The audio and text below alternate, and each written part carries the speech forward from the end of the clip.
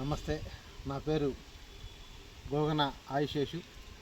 Janasena party దివ్యాంగుల జన సైనికుడిగా పనిచేస్తూ ఉన్నాను.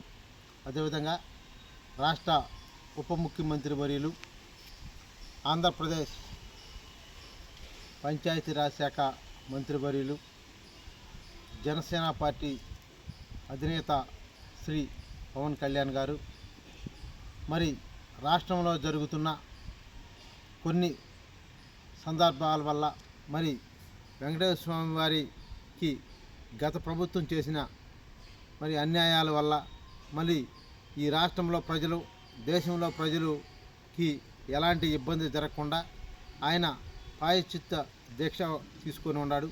ఈ దీక్ష ముఖ్య ఉద్దేశం రాష్ట్రంలో ఉన్న ప్రజలు కానీ దేశంలో ఉన్న ప్రజలందరూ కూడా సుఖశాంతులతో చల్లగా ఉండాలని చెప్పి తీసుకొని ఉన్నాడు. దానిలో భాగంగానే ఈరోజు 30వ తారీఖు నాడు ప్రతి గ్రామంలో ప్రతి ఊరిలో కూడా దీపారాధన కార్యక్రమం ఏర్పాటు చేయమన్నాడు. అదేవిధంగా రేపు 1వ తారీఖు నాడు ప్రతి గ్రామంలో కూడా ఓం నమో నారాయణ అనే ఒక మంత్రాన్ని జపించాలని చెప్పి ప్రతి గ్రామంలో కూడా ప్రజలకు తెలియజేసి ఉన్నాడు. 2వ తారీఖు నాడు ప్రతి గ్రామంలో కూడా, గ్రామాల్లో కూడా, నగరాల్లో కూడా మరి సంకీర్తన అంటే మొత్తం కూడా తిరిగి ఓం నమో నారాయణ సంకీర్తన కూడా ఏర్పాటు చేయమని చెప్పి పవన్ కళ్యాణ్ గారు తెలియజేసి ఉన్నాడు.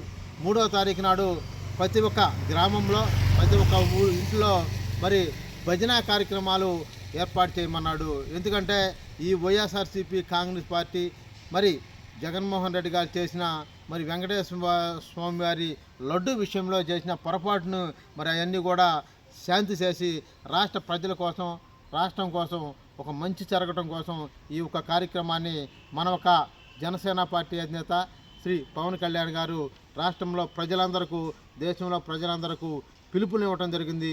ఆయన ఒక పిలుపుని మనం అందరం కూడా స్వాగతించి ఈ పిలుపుని మనందరం కూడా ఆ ఒక కార్యక్రమాలు చేయాలని చెప్పి మరీ తెలియజేస్తూ ఉన్నా.